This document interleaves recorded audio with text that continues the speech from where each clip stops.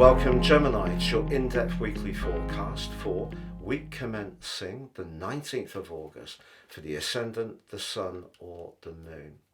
Your gift is for communication. You're an air sign and you can exchange ideas very rapidly at the best of times.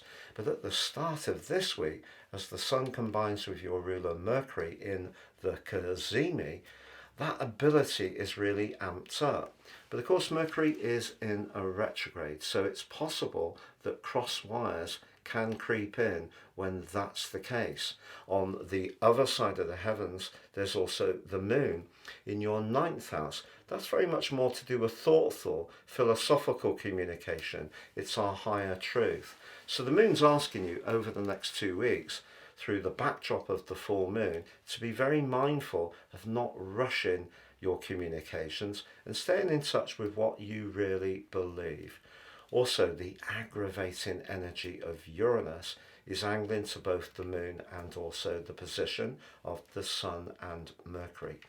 Uranus has been in the deep 12th house full time since March 2019.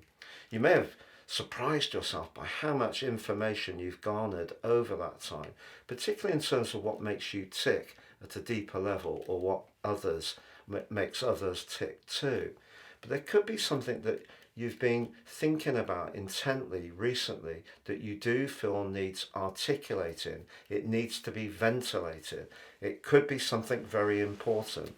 If you are, however, going to commit your words to an email or a text or a contractual situation, you need to be absolutely sure you're not rushing this. And that's because Mars, the planet of action, but also of impatience, is combining with Jupiter in your sign. They met exactly last week, priming up your ability to be very single-minded about your ideas. It's just they're challenged by both Saturn and Venus. So we have two T-squares operating right at the start of this week, and it does make it very complex. Saturn over the last 17 months has probably made some of your work responsibilities quite heavy. It may be that you've had to care for an elderly relative. It's also possible that you've been working on some kind of property situation which hasn't quite gone at the speed you would like. And in fact, if you are trying to achieve a completion on a purchase or a rental, the Saturn-Venus opposition at the start of this week does suggest that things may be moving at the speed of, well, you get the drift. They won't seem to be moving. And because the Sun is in that electric conjunction with Mercury, that could see you feeling quite wired up. And Mars and Jupiter in your own sign, so you want to assert yourself, but you may meet resistance. It could be resistance from someone in a position of authority, a boss, a parent, or someone in some kind of big corporation. And with Venus in a tender area, that's asking you to be mindful of protecting yourself just at the time when you want to take action. So all of this can see you wanting to move things forwards and feeling really quite coiled up. But later in the week, on Thursday, the Sun makes its way into Virgo, joining up with Venus, which will have travelled forwards, escaping the opposition to the position of Saturn.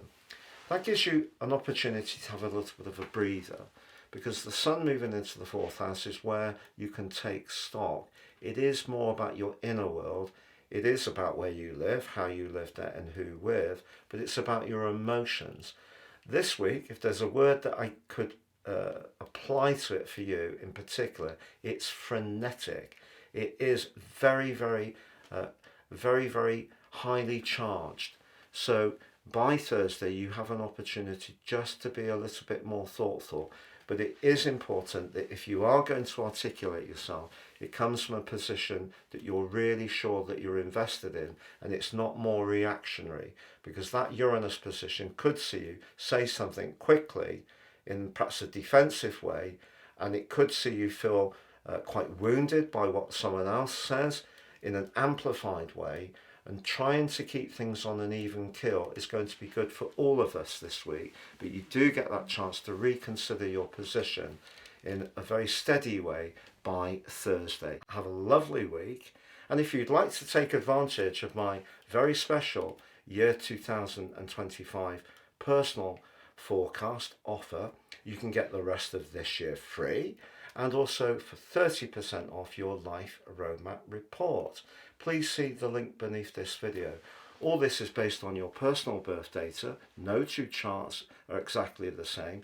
It's great value and will give you searing insights to guide your moves future forwards.